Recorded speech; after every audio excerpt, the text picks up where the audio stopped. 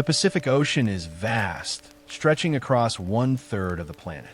For centuries, it was seen as an empty expanse of water, dotted with islands and remote outposts.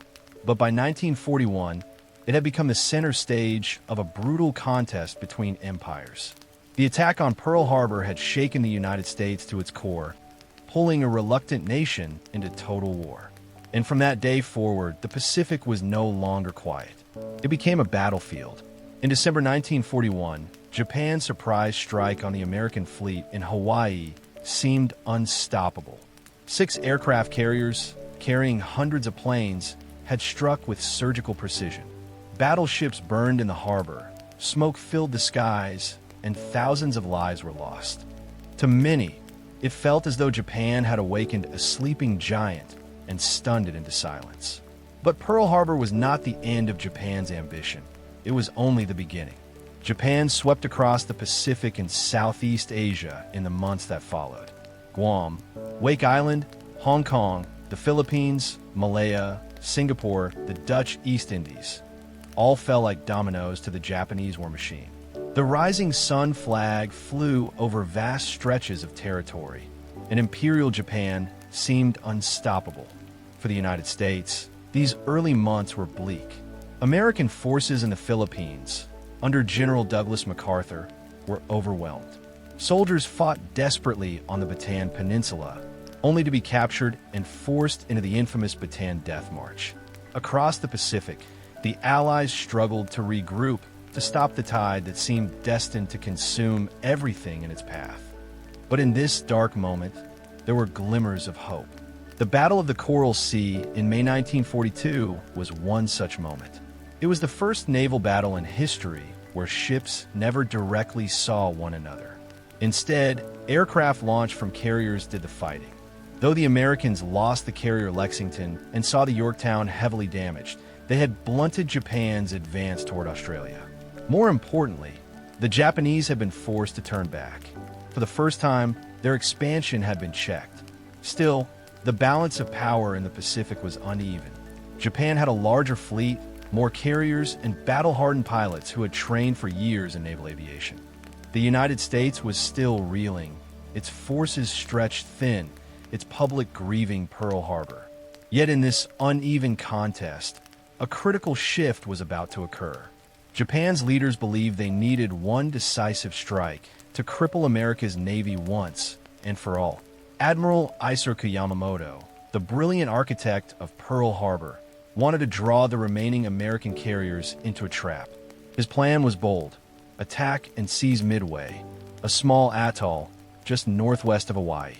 Once Midway was in Japanese hands, it could serve as a forward base to threaten Hawaii itself and force America into a disadvantageous peace. But Yamamoto underestimated something crucial: the hidden war of intelligence. American cryptographers, working tirelessly in secret rooms, had cracked much of Japan's naval code. They intercepted messages, decoded plans, and discovered that Japan's next target was the F, their code word for Midway. Suddenly, the Americans knew where and when Japan would strike. This revelation changed everything. Admiral Chester Nimitz, commander of the U.S. Pacific Fleet, now had an opportunity.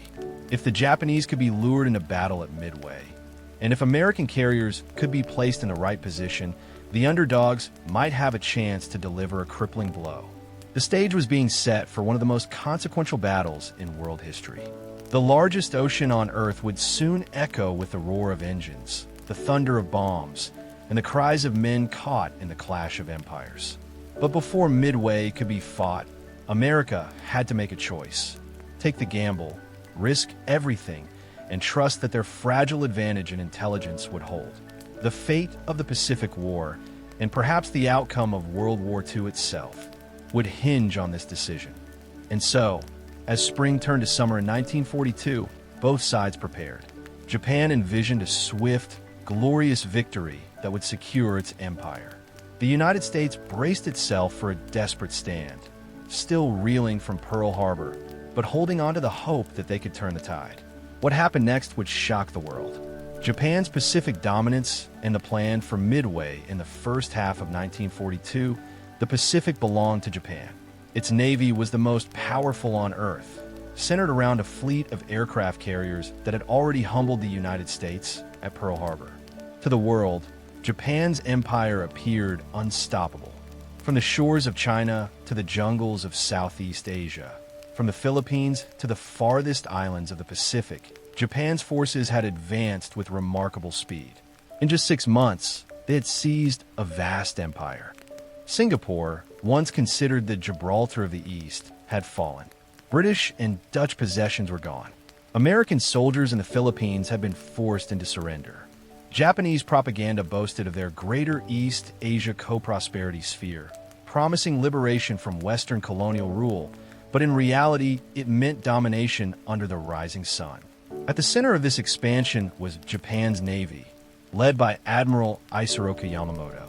Yamamoto was a brilliant strategist and a reluctant warrior. He had studied in the United States, knew its strengths, and understood its industrial potential. At Pearl Harbor, he had hoped to knock America out of the war before its factories could fully mobilize. But Yamamoto also knew a hard truth. If the war dragged on, Japan would face an enemy with greater resources, greater manpower, and greater industry. And so, he sought one more decisive battle, one that would crush the U.S. Pacific Fleet and force America to the negotiating table. His target was a tiny speck in the Pacific Ocean, Midway Atoll. Midway was little more than 2 small islands surrounded by coral reefs. Located about halfway between Asia and North America, it was not large, but its position made it invaluable. From Midway, long-range bombers could reach Hawaii. If Japan captured it, the Americans would be pushed back thousands of miles, leaving the U.S. West Coast vulnerable. It was, Yamamoto believed, the perfect bait for his trap. The plan was complex, almost overly so. Yamamoto's forces would spread across the Pacific, launching simultaneous operations to confuse and divide the Americans. A northern force would attack the Aleutian Islands off Alaska, hoping to draw attention away. Meanwhile, the main Japanese fleet, including 4 of their most powerful carriers, Akagi, Kaga, Soryu, and Hiryu, would strike Midway itself. Once the Americans rushed to defend it, Yamamoto's larger fleet, waiting in the shadows, would annihilate them. It was a plan steeped in confidence, but also in arrogance. Japanese naval leaders had grown accustomed to victory. Their pilots were among the best in the world, trained rigorously and blooded in years of war against China and the Allies. Their aircraft, the Mitsubishi Zero fighter and the long-range torpedo bombers, had proven deadly. And with more carriers at their disposal than the Americans, they believed the outcome was all but certain. Yet beneath this confidence were cracks. The Japanese fleet was spread wide, its communications complicated. Yamamoto, a man of genius, also demanded secrecy. Many of his own subordinates were left with incomplete information, uncertain of the full scope of his plan. This secrecy, meant to protect the operation, also sowed confusion. Meanwhile, Japan underestimated its enemy. They believed the United States was still reeling from Pearl Harbor, its carriers hesitant, its morale low. What they did not know was that American intelligence officers had broken parts of their secret naval code. The Americans knew Midway was the target. They knew roughly when the attack would come, and that knowledge was priceless. For the Americans, however, the challenge was daunting. They had only 3 carriers available: Enterprise, Hornet, and the badly damaged Yorktown, which had been patched up in record time after Coral Sea. Their fleet was smaller, their pilots less experienced, their ships fewer. But they had something that could not be measured on paper: the element of surprise. As Yamamoto's fleets steamed toward Midway, convinced of their superiority, the Americans quietly moved into position. Admiral Chester Nimitz, calm and methodical, was betting everything on the intelligence reports. He knew the Japanese were coming, and he knew where to wait. The world's greatest ocean was about to host a clash of titans. A handful of American carriers against Japan's best. A nation still staggering from Pearl Harbor against an empire at the height of its power. The plan for Midway was in motion. Japan sought its crowning triumph. America sought survival, but hidden in the details of Yamamoto's grand strategy lay the seeds of disaster. What happened next would shatter illusions of invincibility. Codebreakers, the secret war of intelligence long before the first bombs fell on Midway. Another battle was already being fought. It was invisible, silent, and waged in rooms filled with papers, pencils, and clattering typewriters. This was the war of intelligence, where words and numbers mattered as much as bombs and bullets. At Pearl Harbor's aftermath, the United States realized it could not match Japan's ship or plane for plane. Not yet. But if it could outthink its enemy, perhaps it could survive. And so, in cramped offices in Pearl Harbor and Washington, a small group of codebreakers worked tirelessly to penetrate Japan's naval secrets. They were not soldiers in uniform charging into battle. Many were mathematicians, linguists, and puzzle solvers. They worked around the clock, poring over intercepted radio traffic. Japan believed its JN-25 naval code was unbreakable. It was a massive system filled with thousands of numbers that disguised words and phrases. To outsiders, the transmissions looked like nothing more than long strings of digits. But the Americans had patience and talent. Leading them was Commander Joseph Rockefort, a brilliant but eccentric officer based at Station HYPO in Pearl Harbor. His team dressed casually, worked odd hours, and often clashed with naval bureaucracy. But they had one priceless skill. They could see patterns where others saw chaos. By early 1942, Rockefort and his men had broken enough of Jan 25 to read fragments of Japanese messages. They couldn't see every detail, but they could piece together clues. Slowly, a picture began to emerge. Japan was planning something big, an operation aimed at a location they called AF. But what was AF? The codebreakers were certain it was Midway. Washington doubted it. So Rockefort proposed a clever test. He had Midway send an unencrypted radio message saying that its water supply system had broken down. Days later, the Japanese reported that AF was short of fresh water. The proof was undeniable. AF meant Midway. This revelation gave the United States a priceless advantage. They not only knew the target, but also the timing. The Japanese fleet would strike in early June 1942. That knowledge allowed Admiral Nimitz to set a trap of his own. He moved his carriers, Enterprise, Hornet, and the repaired Yorktown, into position northeast of Midway, hidden and waiting. For once, America would not be caught off guard. Instead, it would be the Japanese walking into an ambush. But intelligence alone was not enough. The Americans still had fewer carriers, fewer planes, and less experienced pilots.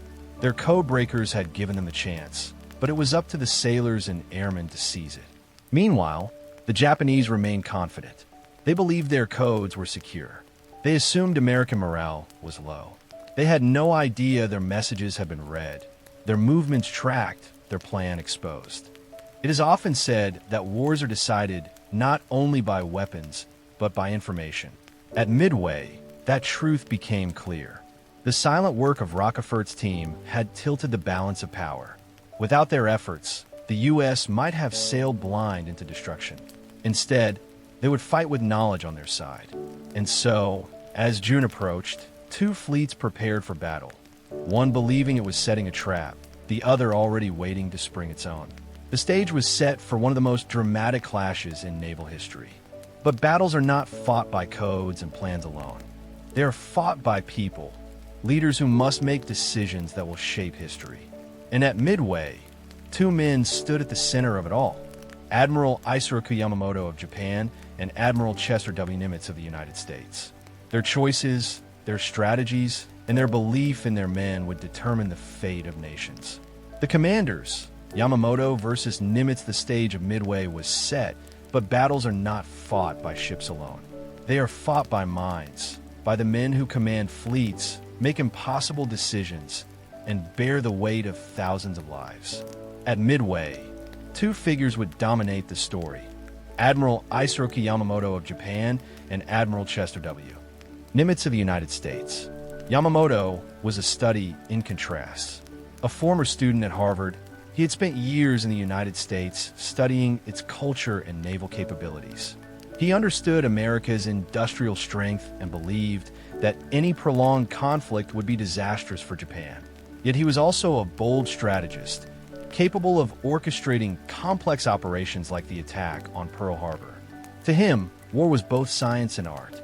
Every maneuver, every timing of aircraft, every deployment of ships was carefully calculated. But Yamamoto was human. He carried a heavy burden. He knew the risks of the Midway operation. He knew that if his plan failed, it could spell disaster for Japan. And yet, he had the confidence of a nation's victories behind him. His pilots were experienced, his carriers powerful, and his fleet the most advanced in the Pacific. To the outside world, he seemed unstoppable. Across the ocean, Admiral Chester W. Nimitz was the opposite kind of leader. Where Yamamoto exuded charisma and daring, Nimitz radiated calm precision. The U.S. Pacific Fleet had suffered terrible losses at Pearl Harbor, and morale was fragile. Nimitz's challenge was immense. He had fewer carriers, less experienced pilots, and a navy still recovering from earlier defeats. Yet he had one advantage Yamamoto did not: knowledge of the Japanese plan, thanks to the brilliant work of codebreakers. Nimitz was methodical. He believed in preparation, in using intelligence, in trusting his officers and men. He understood that the outcome of Midway could turn the tide of the Pacific War. Every decision he made, from positioning carriers to allocating aircraft, was a delicate balance between risk and opportunity. He was calm under pressure, measured and patient, a stark contrast to the daring audacity of his Japanese counterpart. While these two men plotted the movements of their fleets, the human cost of their decisions remained invisible. Sailors cleaned their guns, pilots checked their planes, and mechanics worked tirelessly below deck. Each person knew little of the strategy being drawn by their commanders, yet each would play a role in shaping history. For many, their courage would be tested in ways they could never imagine. Yamamoto's plan for Midway was elegant on paper. It relied on surprise, speed, and deception, but demanded perfection. One misstep, one miscalculation, and the consequences would be catastrophic. Nimitz, in contrast, had less at his disposal, but more certainty about his enemy's movements. He knew when the Japanese fleet would strike, and he trusted that his smaller forces, if properly positioned, could inflict devastating damage. As the two admirals faced each other across the vast Pacific, they were unaware of the personal risks each man faced. Yamamoto was confident but cautious. He understood that losing carriers would cripple Japan. Nimitz was cautious but courageous. He understood that victory required audacity tempered by patience. Both men knew the stakes. Midway could determine who would dominate the Pacific.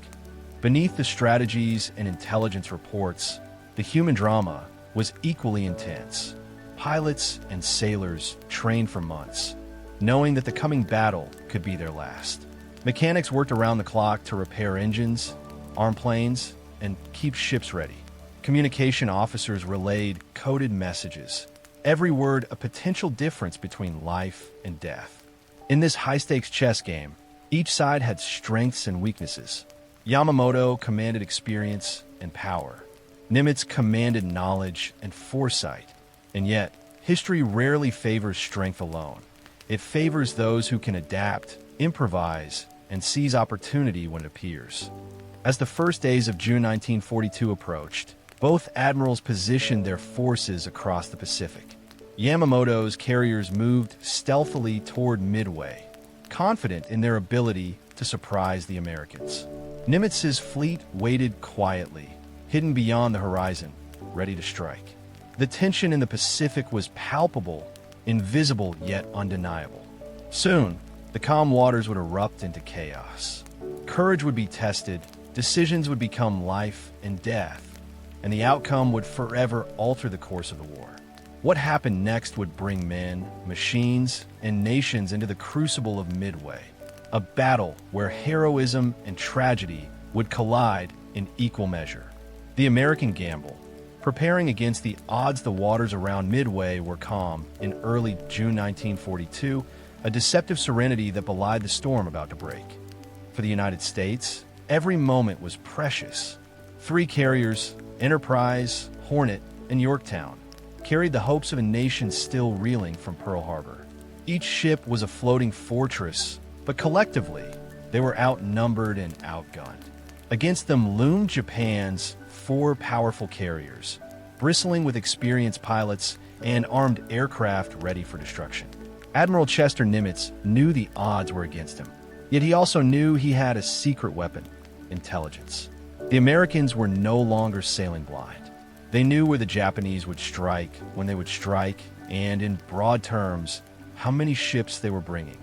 With that knowledge, he could plan a counterstrike, a gamble that could either save the Pacific or endanger everything. Preparation was urgent. The carriers were loaded with planes, bombs, and torpedoes. Pilots reviewed maps, studied target coordinates, and rehearsed maneuvers they might never get to use. Mechanics worked day and night to ensure engines ran smoothly, wings were tightened, and every bullet, bomb, and torpedo was in its place.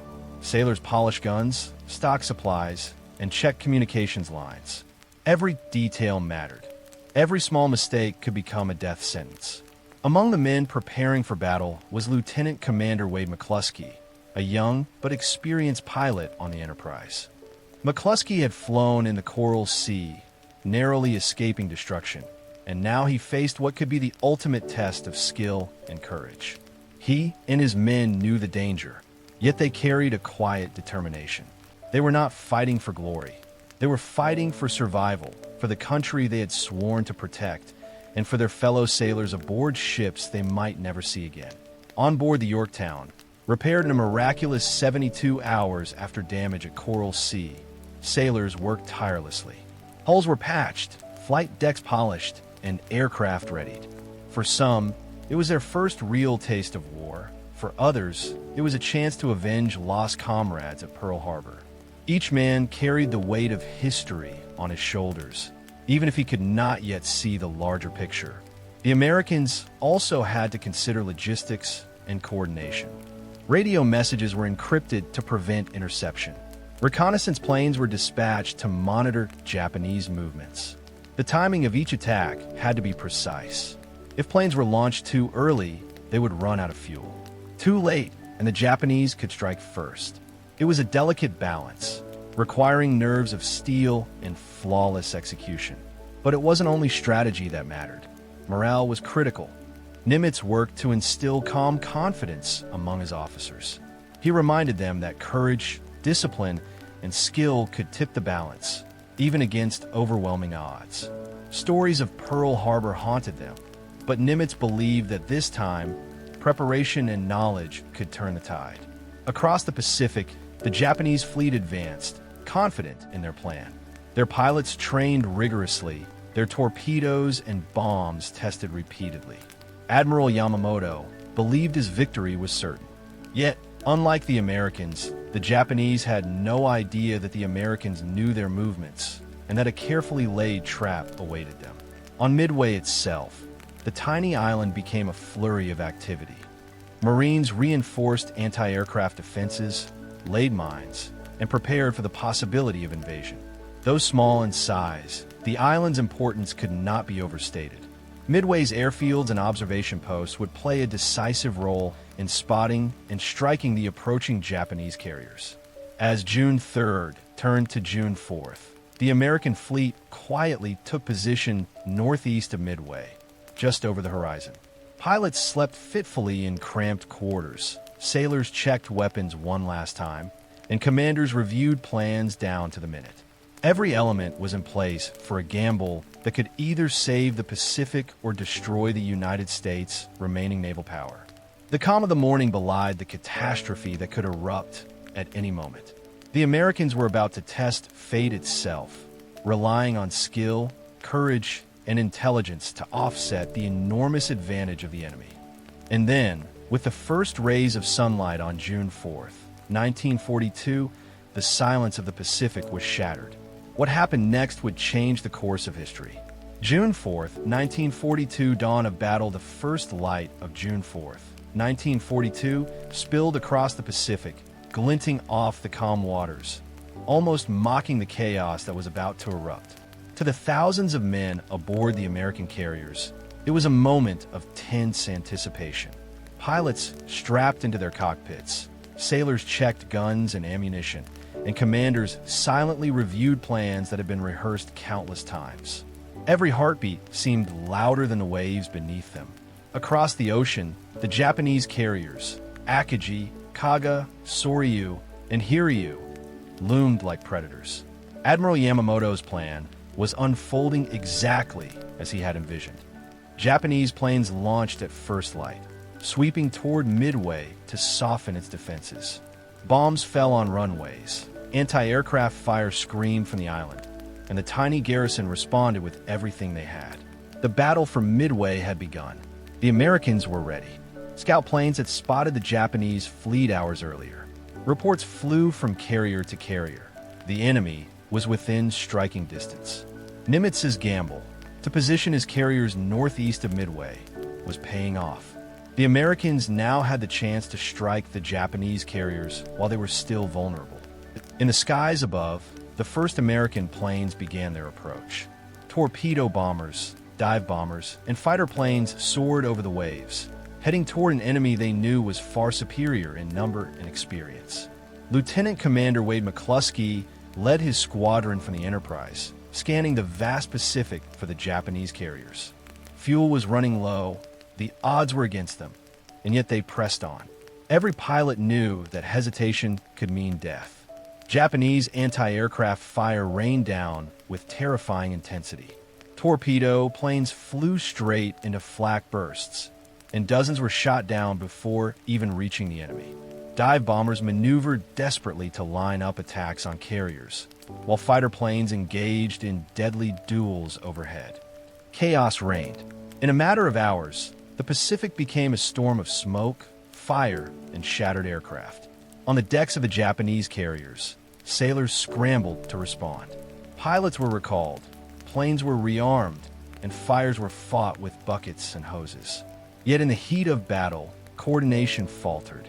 The Americans' attacks were relentless, and the Japanese carriers, despite their skill and preparation, were caught off guard by the intensity and timing of the strikes. It was during these early hours that fate tipped the scales. Dive bombers from the Enterprise in Yorktown found their marks with devastating precision. Bombs struck the flight decks of the Japanese carriers, igniting fuel stores and ammunition. Explosions tore through hangars, sending plumes of smoke into the sky. Sailors and pilots scrambled to escape the infernos consuming their ships. In less than an hour, 3 of Japan's 4 carriers, Akagi, Kaga, and Soryu, were burning out of control, their decks shattered, their crews decimated. The battle was far from over. The 4th carrier, Hiryu, managed to launch counterattacks, striking the Yorktown with torpedoes that caused severe damage. Sailors fought to contain flooding and repair the vessel under constant threat of further attack. The Americans had suffered losses, but the Japanese fleet had been crippled. What had seemed like an impossible gamble was now paying off beyond expectation. Amid the explosions and smoke, the human element became painfully clear. Pilots fell into the ocean, clinging to life rafts. Sailors battled fires and injuries below decks. Each man faced the terrifying reality that survival might be measured in mere minutes. Yet courage prevailed. The Americans pressed their attacks, knowing that decisive action was the only path to victory. By mid-morning, the battle was beginning to turn decisively. Japanese air superiority had been shattered. American pilots continued relentless assaults, and the final Japanese carrier, Hiryu, was eventually located and struck, leaving the Japanese fleet in ruins. The Pacific, vast and indifferent, now bore the scars of Midway. Smoke plumes, flaming ships, and shattered lives marking the ocean's surface. The dawn of June 4th had brought a storm no one would forget. What had started as a calculated gamble had become a historic triumph, but at a human cost that would resonate for years. Sailors and pilots had fought with bravery that defied the odds. Leaders had made decisions that shaped history, and in the vast expanse of the Pacific, the tide had begun to turn. What happened next would cement Midway as the turning point of the Pacific War. Carrier strikes and sacrifice. The first waves the morning of June 4th was only the beginning. As smoke and fire rose from the decks of Japanese carriers, waves of American aircraft continued to pour from the U.S. carriers, determined to finish what had been started. It was a chaotic, desperate ballet of courage, strategy, and sheer willpower. Every pilot, every sailor, every mechanic played a role in this deadly choreography. Lieutenant Commander Wade McCluskey and his dive bomber squadron pressed their attack with unwavering focus. They had already helped set fire to the Akagi and Kaga, but their work was far from done. Fuel-laden decks and armed planes still posed a lethal threat. With each dive, bombs streaked through the sky, crashing into hangars and igniting secondary explosions. Ships erupted in flames like geysers, sending sailors scrambling across decks or overboard. But the cost was staggering. Torpedo squadrons, flying low over the water, were almost wiped out by Japanese anti-aircraft fire and fighter planes. Of the dozens of torpedo bombers that launched from the Enterprise and Hornet, almost all were shot down. Pilots like Ensign George Gay, one of the few survivors from his squadron, found themselves alone, clinging to life in the open sea. Yet even in these desperate moments, bravery and tenacity shone. Pilots who survived against all odds often returned to fly again, knowing the outcome of the battle depended on them. Below decks, sailors faced their own trials. On the Yorktown, torpedo strikes from the Hiryu had caused severe flooding. Damage control teams fought tirelessly, pumping water, reinforcing bulkheads, and extinguishing fires while alarms wailed. Every second counted. Men worked in the stifling heat, smoke choking them, water rising around their legs. The sacrifices were immense, the danger constant. Yet morale, driven by the knowledge that failure could mean the destruction of their fleet, kept them going. On the Japanese side, the human cost was catastrophic. Their carriers, once symbols of naval might and pride, burned uncontrollably. Sailors leaped into the sea to escape the inferno, many never to be seen again. Pilots trapped on decks scrambled to find anything that could float, anything that could carry them to safety. The precision and coordination that had brought Japan victory in the past were now their undoing, as the Americans exploited every weakness with deadly accuracy. Amid the chaos, courage revealed itself in unexpected ways. Sailors and pilots performed acts of heroism that would be remembered long after the battle ended. Torpedo planes, facing near certain death, flew directly into heavily defended carriers to create openings for dive bombers.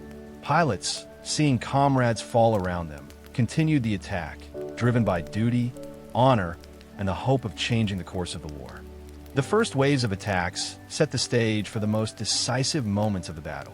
By mid-morning, the Japanese carriers were severely crippled, their decks destroyed, their air groups shattered. Smoke and fire blanketed the ships, and the crew struggled to keep what remained afloat. The American carriers, though battered and tested, were still operational, and their planes continued relentless strikes. Midway was no longer just a battle. It had become a crucible. Men were tested to their limits, both physically and emotionally. The sacrifices made in these early hours, planes lost, pilots killed, sailors wounded, would resonate through history as some of the bravest moments of naval warfare. And yet, even as victory seemed within reach, the danger was far from over.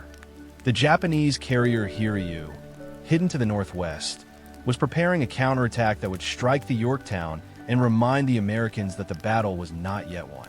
The first waves had achieved their goal. They had turned the tide and shattered Japan's aura of invincibility. But the human cost had been enormous, and the next moments would test courage, resolve, and endurance even further.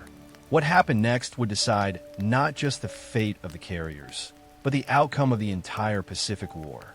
Turning the tide, the sinking of the Japanese carriers by late morning on June 4th, 1942, the battle over Midway had reached a pivotal moment.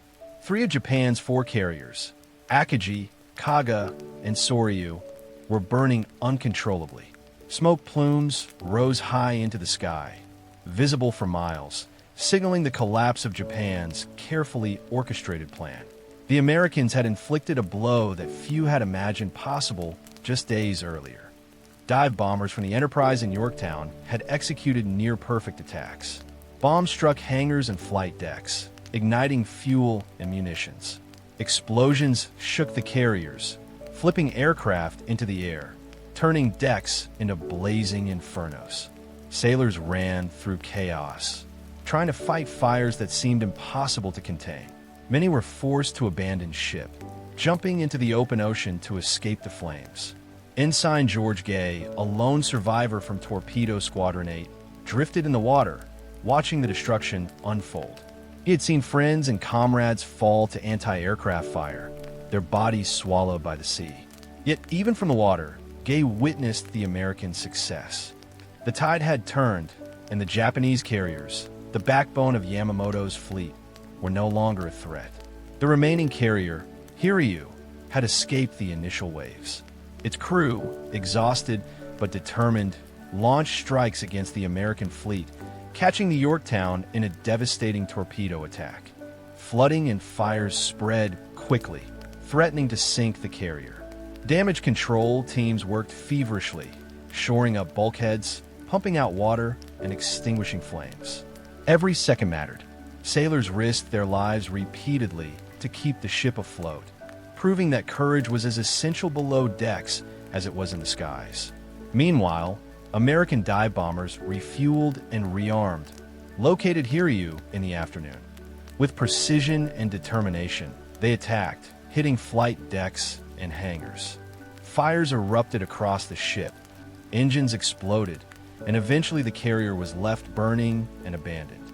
By evening, all 4 Japanese carriers that had attacked Midway were destroyed, sinking into the Pacific and taking with them hundreds of sailors and pilots. The victory was decisive, but it had come at a human cost. American forces had also suffered. Many pilots had been lost in the first waves of attacks, including nearly entire torpedo squadrons that had flown without fighter cover into devastating anti-aircraft fire.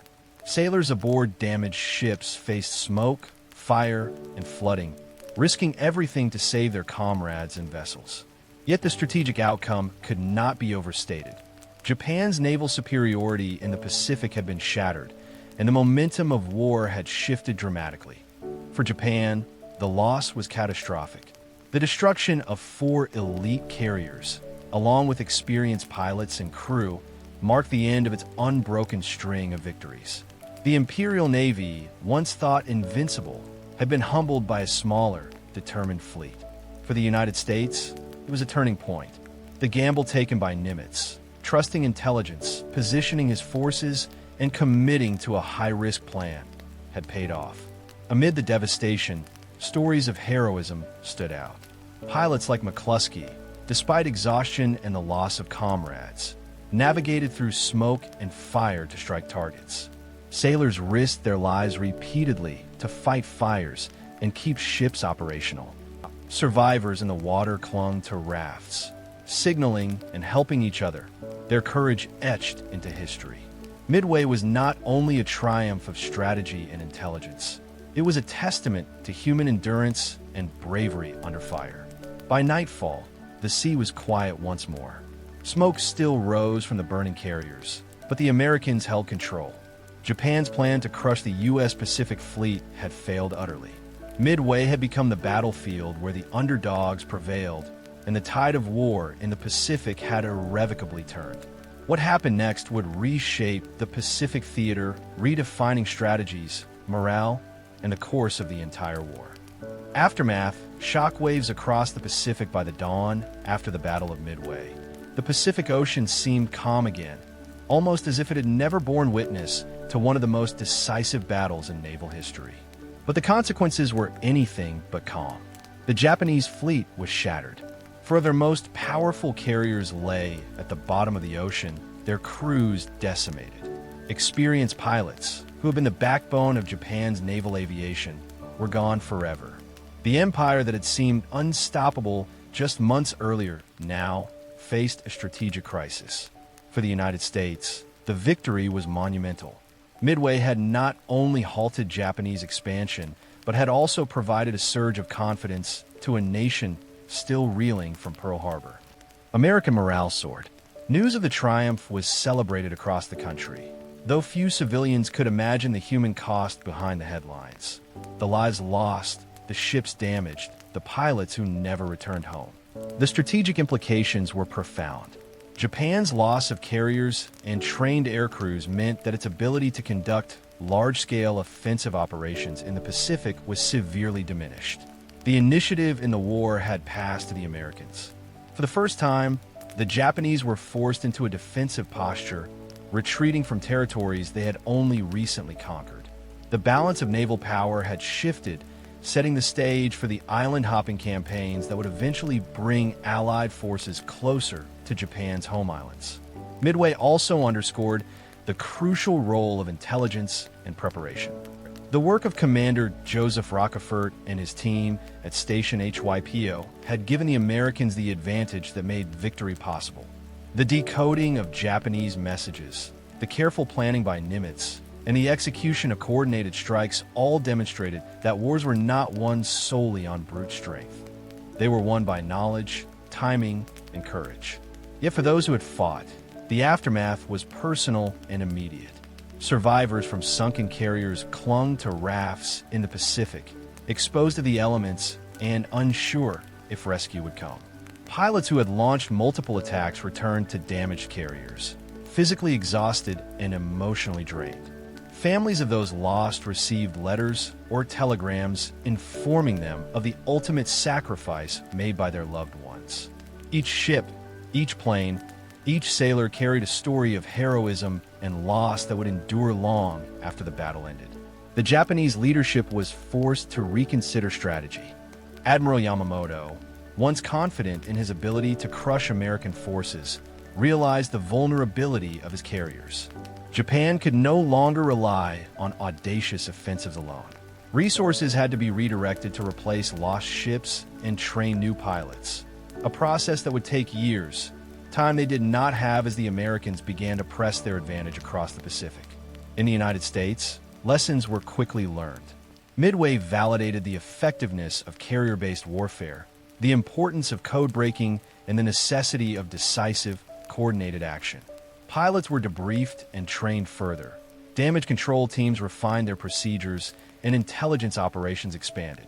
The Navy emerged stronger and more confident, ready to carry the fight toward Japan with renewed determination. Midway also had a psychological impact. For Japan, the aura of invincibility had been shattered.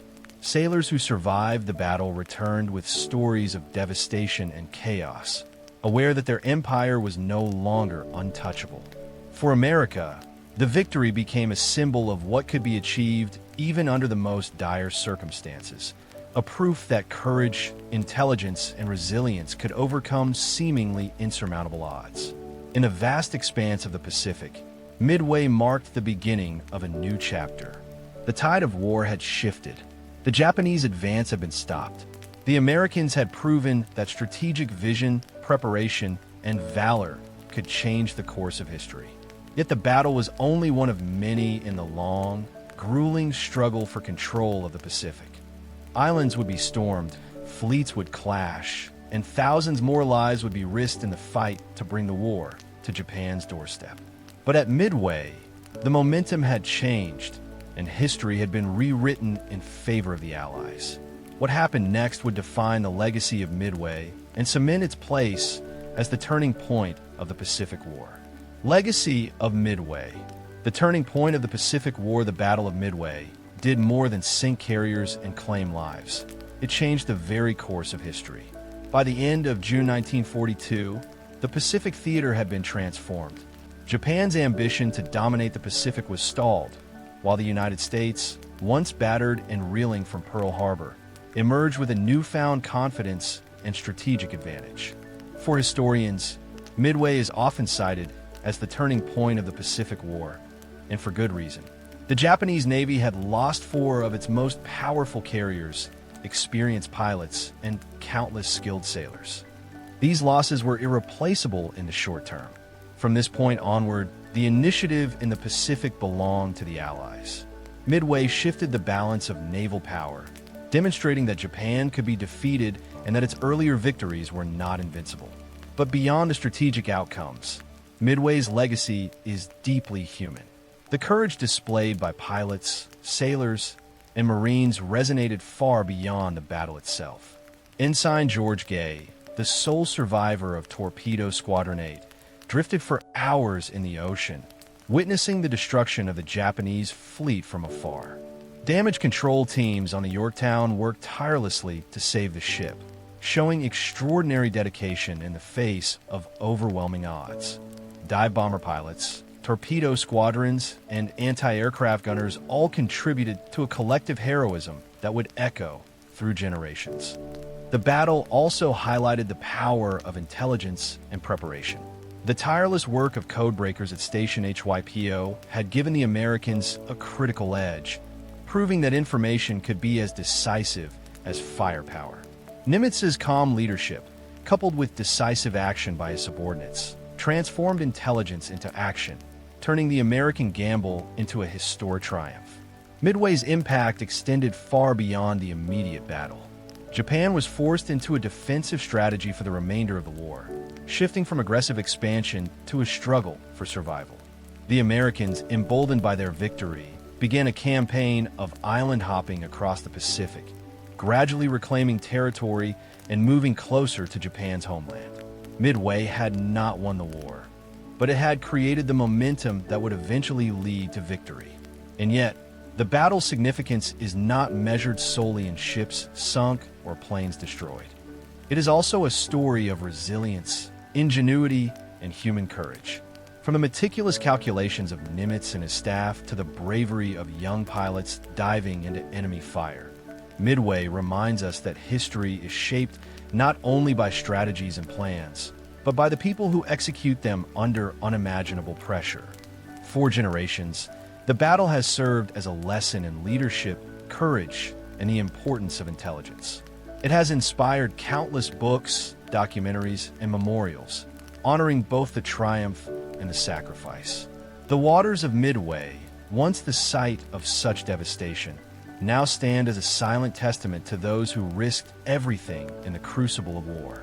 As the sun sets over the Pacific, the story of Midway drifts like smoke over the ocean, an epic of strategy, heroism, and endurance.